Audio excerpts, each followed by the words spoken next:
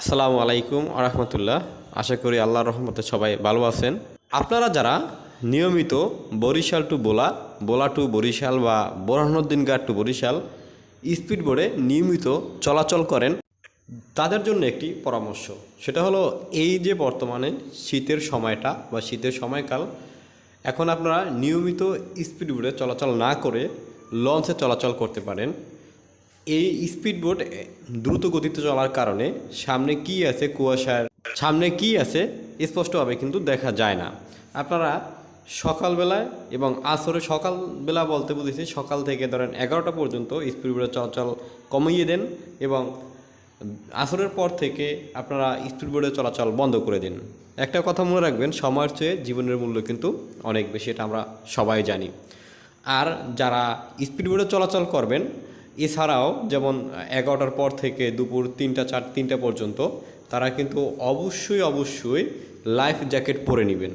কেননা এই কয়েকদিন আগে স্পিডবোট একটা জাহাজের সাথে ধাক্কা খায়, অর্থাৎ এই কুয়াশার কারণে একটা জাহাজের সাথে ধাক্কা খেয়ে কিন্তু লোক পড়ে গেছে এবং দুজন না জানি একজন লোক, তাকে কিন্তু আর খুঁজে পাওয়া যায়নি, পরবর্তীতে আর খুঁজে পাওয়া যায়নি।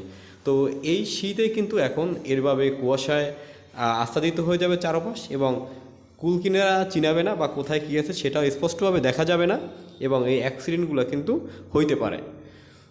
সো আপনারা এখন থেকে এই শীতের সময়টা কাল আপনারা এই বরিশাল টু ভোলা স্পিড বোটে চলাচলের ক্ষেত্রে একটু সতর্ক হন।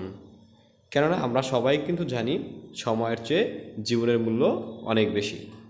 একটি স্পিড বোটে তারা 8 জন করে পারাপার করে। তো আপনাদের যাদের বাচ্চা আছে তাদের কিন্তু লাইফ জ্যাকেট দেওয়া হয় না।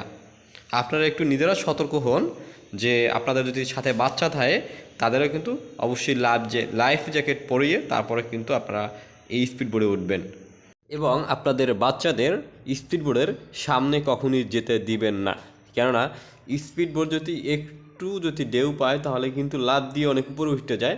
ওই সময় কিন্তু বাচ্চাদের হাত আগলে কিন্তু বাহিরে পড়ে যাওয়ার সম্ভাবনাই বেশি। সুতরাং আমরা যারা এইভাবে স্পিড বোর্ডে নদীতে চলাচল করি তাদের অবশ্যই সতর্ক হতে হবে। আর সতর্ক হলেই কিন্তু যারা এই স্পিড বোর্ডের ব্যবস্থাপনায় আছেন তারাও কিন্তু সতর্ক হবে। আমরা অনেক সময় আছি যে ব্যবস্থাপনায় যারা আছেন তারা কিন্তু আমাদের কিন্তু এই লাইফ জ্যাকেট পরার জন্য অনুরোধ করেন, কিন্তু তারপরেও আমরা অনেকে আছি যে আমরা পণ্ডিতগিরি দেখাই আমরা কিন্তু এই লাইফ জ্যাকেট পরা থেকে বিরত থাকি। সো একটা অ্যাক্সিডেন্ট হইলে আপনার পরিবারের কথা আগে চিন্তা করবেন যে একটা অ্যাক্সিডেন্ট হইলে আমাদের পরিবারের কী অবস্থা হবে। বিপদের মালিক আল্লাহ, ঠিক আছে, সব কিছুই, তারপরও আমাদের তো অবশ্যই সতর্ক হতে হবে। এই যে একটা ঢেউ, যে স্পিড বোটটা যাইতেছে, যে এইটার ঢেউতেও কিন্তু দেখা যায় যে স্পিড বোট লাফ দিয়ে কিন্তু অনেক উপরে উঠে যায়। তো আপনাদের যাদের বাচ্চা আছে তাদেরকে অবশ্যই আপনারা সাবধানে রাখবেন। আপনাদের সবার যাত্রা শুভ হোক, সবাই সুস্থ থাকেন, ভালো থাকেন, আল্লাহ হাফেজ।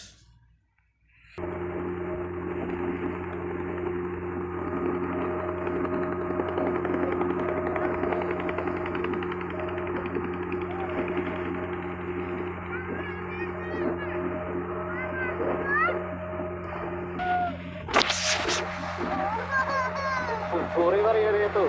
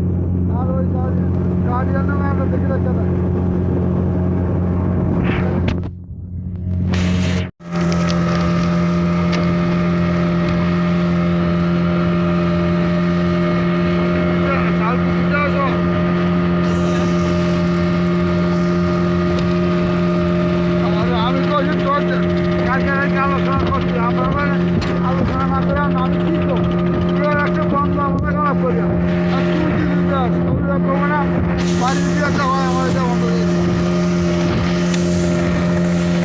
দিতে তোমাকে হে কথা কইছো না